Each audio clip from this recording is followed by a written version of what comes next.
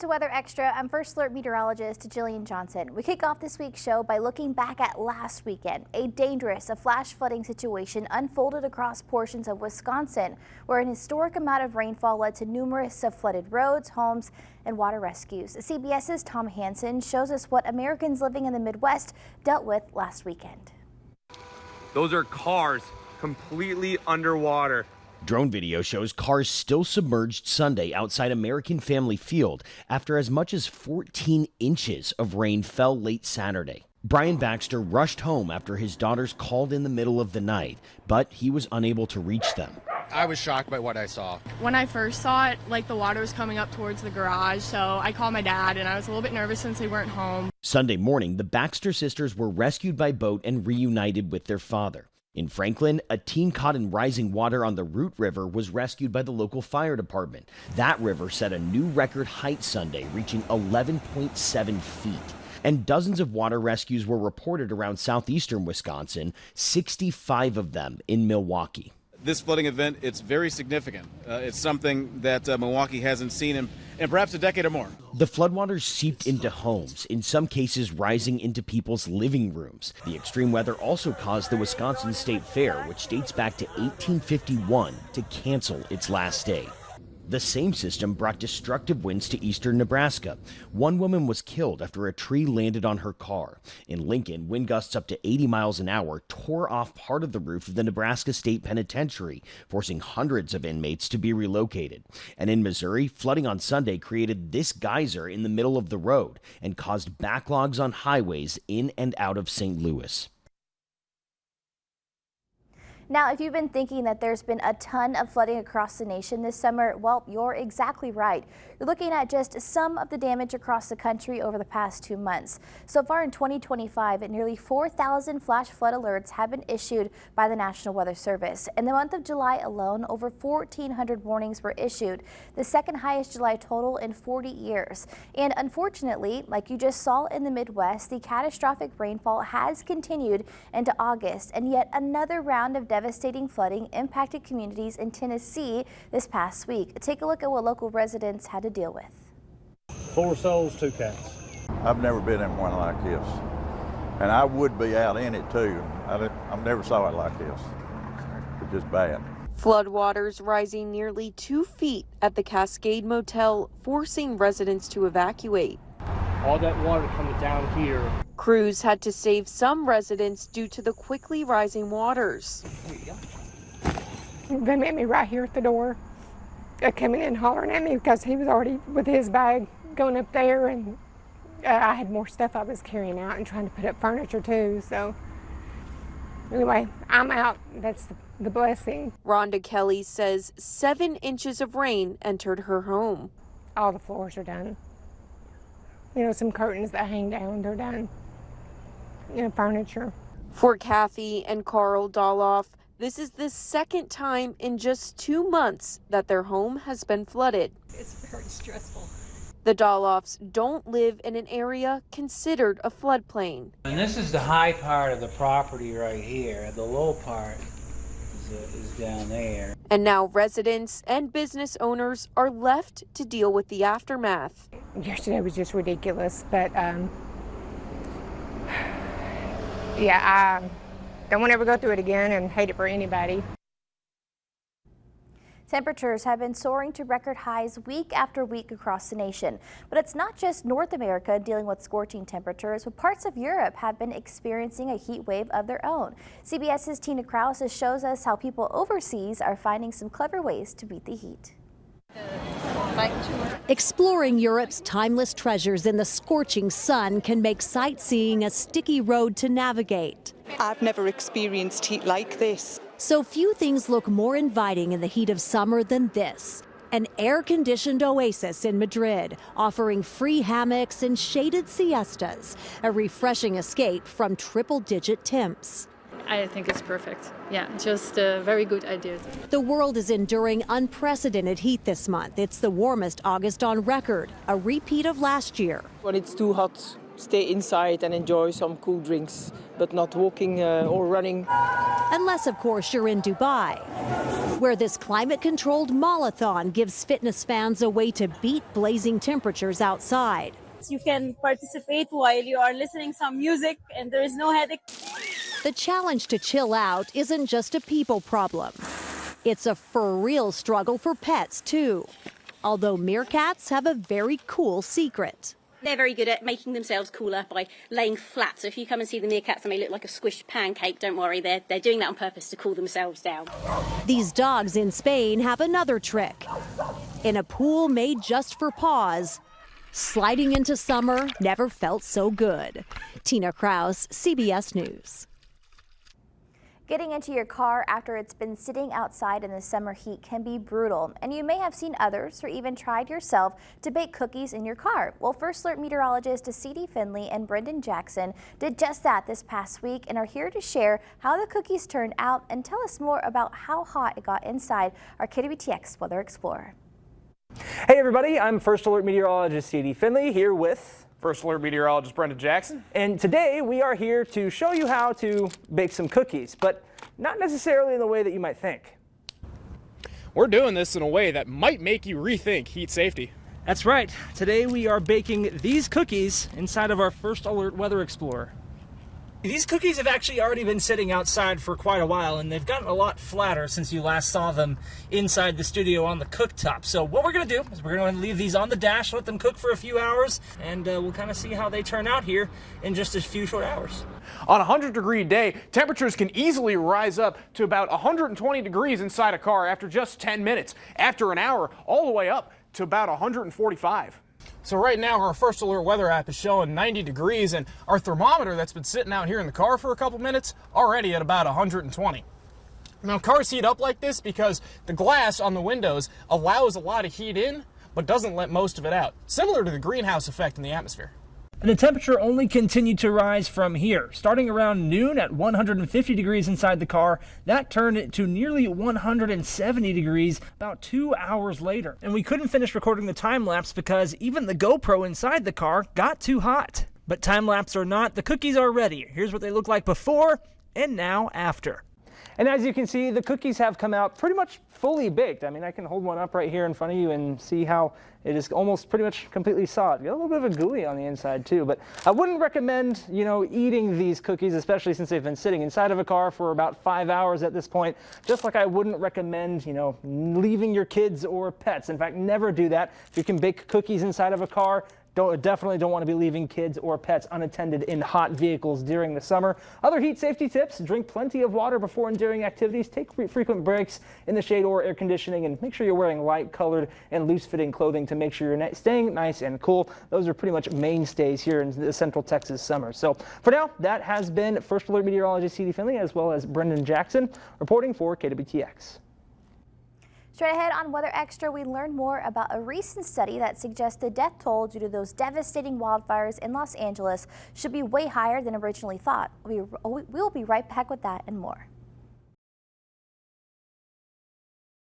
Welcome back to Weather Extra. A new study published by the American Medical Association says the fires in Los Angeles at the start of the year may have killed hundreds of people. Here's more on why the study suggests that the death toll should be way higher than originally reported. 7 months since flames raged through Altadena and Pacific Palisades. To see all this, it's just kind of devastating. People are still processing the gravity of the situation and how... Sorry. While Altadena resident Ismael Cilia didn't lose his home, he says he lost his community. Makes me cry whenever I think of this. A new study reveals the disaster was much deadlier than reported. I was very surprised by these findings. Andrew Stokes is part of a team of researchers who compared death data in the month after the fires with death trends dating back to 2018, finding significant discrepancies.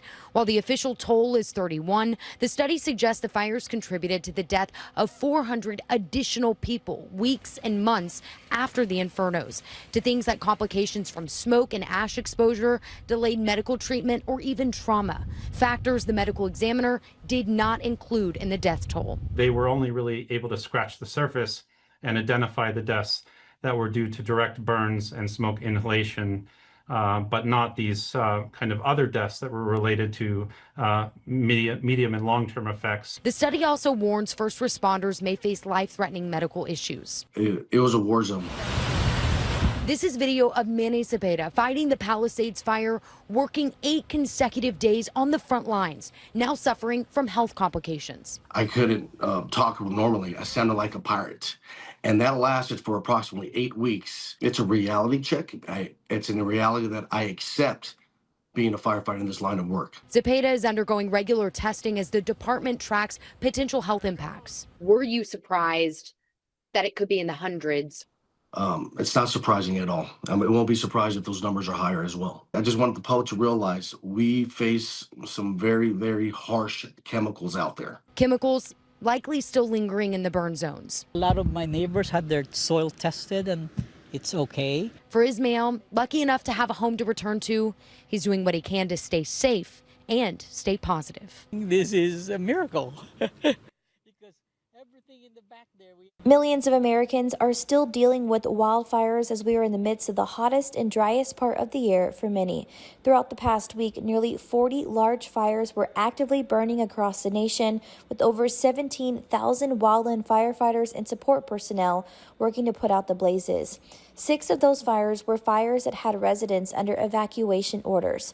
And as of last week, since the start of 2025, there's been over 43,000 wildfires in the United States, and those fires have burned more than 3.63 million acres, which is above the 10-year average for fires. According to the National Interagency Fire Center, the main cause for fires this year continues to be human activity. Cardiac disease is one of the leading causes of death with orangutans in zoos. In this week's Degrees of Science, we had the opportunity to get a behind-the-scenes look at some groundbreaking work being done at the Cameron Park Zoo. Here's more on how they're training their orangutans right after this.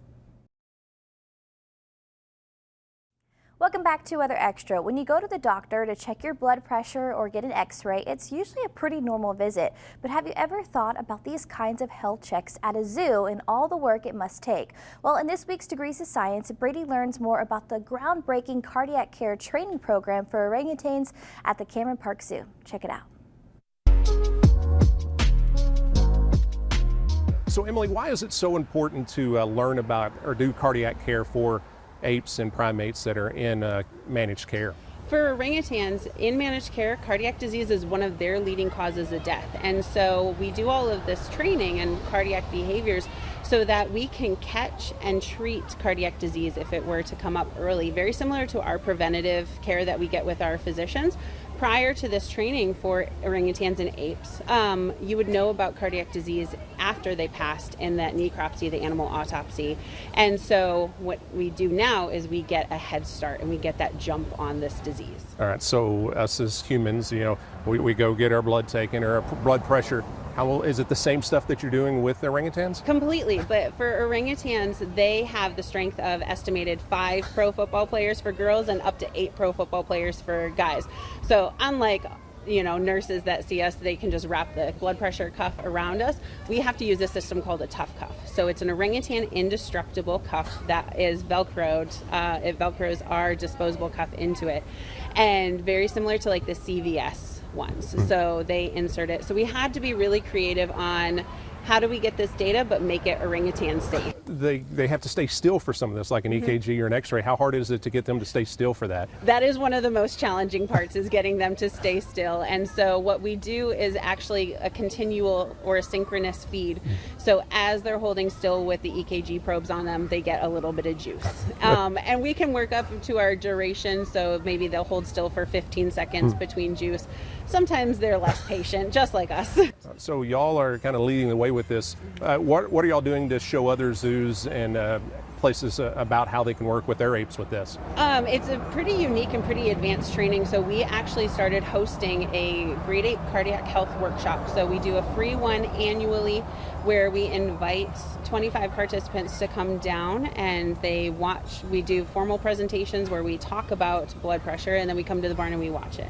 We talk about blood draw, and then we come to the barn and watch it. So then they can get really a sense of what that training will look like and take it back home. And what we're hoping is that they take it, they advance it, they make it unique and better for them. And if we've helped extend or save one ape's life, then we've succeeded. Awesome. So, all right, so you're going to show us some of your training you're doing. So we're going to move over to the orangutan and kind of show you that. So you're working on the Xtra here. So what all steps goes on to get her to get in the right position? This was actually one of the most challenging behaviors that we've ever done because our orangutans are used to coming up close to us. And so for this, we had to ask them to back away. So we used an old broom handle and targeted it to the back of their shoulder blades right behind them. And so every time they took a step back, we would bridge and give them a little treat. Eventually, we were able to pair that with a new behavior called back, which would get them to back up. And then we used laser pointers or locks to target their hands up in the right position. So how much time, hours, do you think goes into getting this one still set up to learn?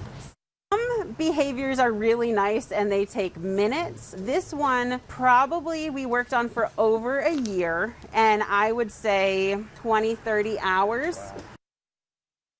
All right, so tell us about what test we're going to do in here. So we're going to do Kutai's blood pressure. So very similar to humans, it goes on the arm. The only difference is it doesn't reach her upper arm, it's going to be on her forearm, because of just comfort. The bar there is to keep her arm in the right position. So if she were to go too far forward, it could go over her elbow, and we don't want her to injure her elbow or hyperextend it.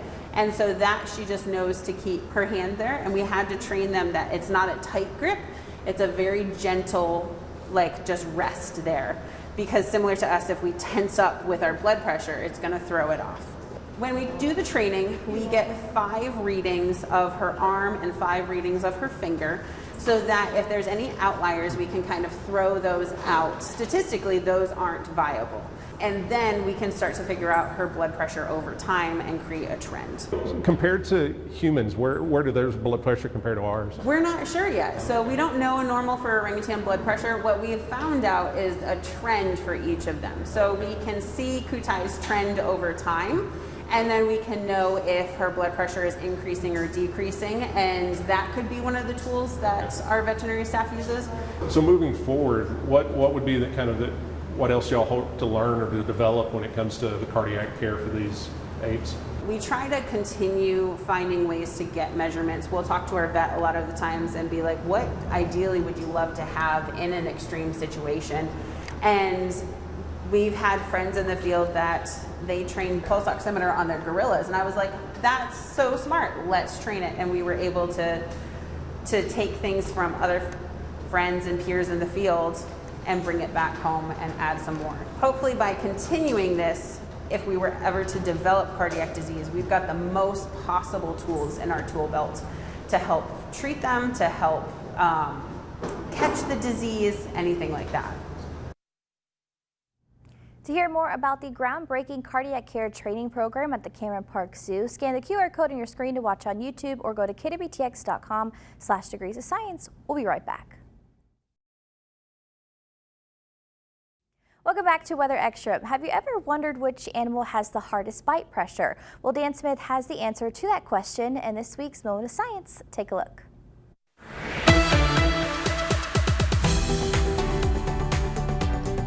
They're the undisputed champs of chomps. This week we're exploring how just a few muscles can help some animals bite through a lot of things that we can't or shouldn't.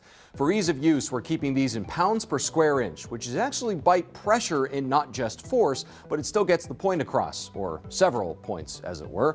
Let's start with us as a baseline. The average human bite force comes in at 162 psi. Good enough for chewing your food, not so great for accidentally grinding your teeth at night, he said to himself.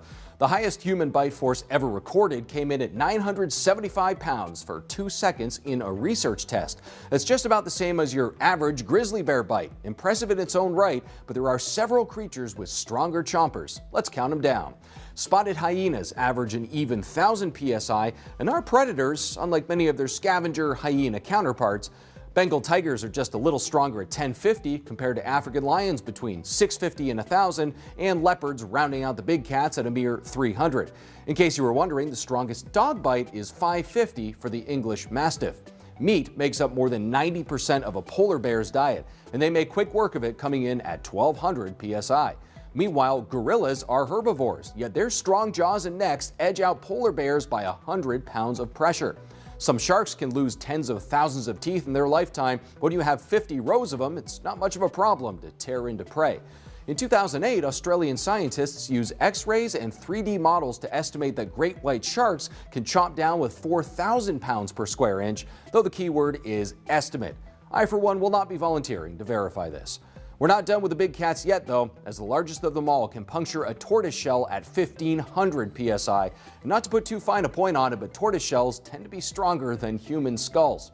Hippos may be herbivores, but you've probably seen videos of them crushing watermelons like it's nothing. And at 1,800 psi, it may as well be. That's just the females, too. Reportedly, the males get too aggressive for lab testing. The top of our toothy tabulation belongs to the reptiles, though there is some debate for who gets the gold medal. A 2006 study measured an American alligator at about 3,000 psi, yet its opening force is so weak, a rubber band or even your own hand can hold it closed. Your hand, not mine. Saltwater crocs up the ante, slamming their jaws shut at the strongest measured bite pressure of 3,700 psi, with Nile crocodiles estimated around 5,000. Now, there is one I have not mentioned yet that could top them all, but we definitely cannot measure. Based on fossil evidence, the mighty T-Rex may well have had bite pressures of 8,000 psi, or about the weight of 3 small cars packed into each tooth. Think of that the next time you're tearing into a steak. For this week's Moment of Science, I'm Dan Smith. Well, that's this week's episode of Weather Extra. We're back again next weekend with the top weather and science stories from this upcoming week. We'll see you next time.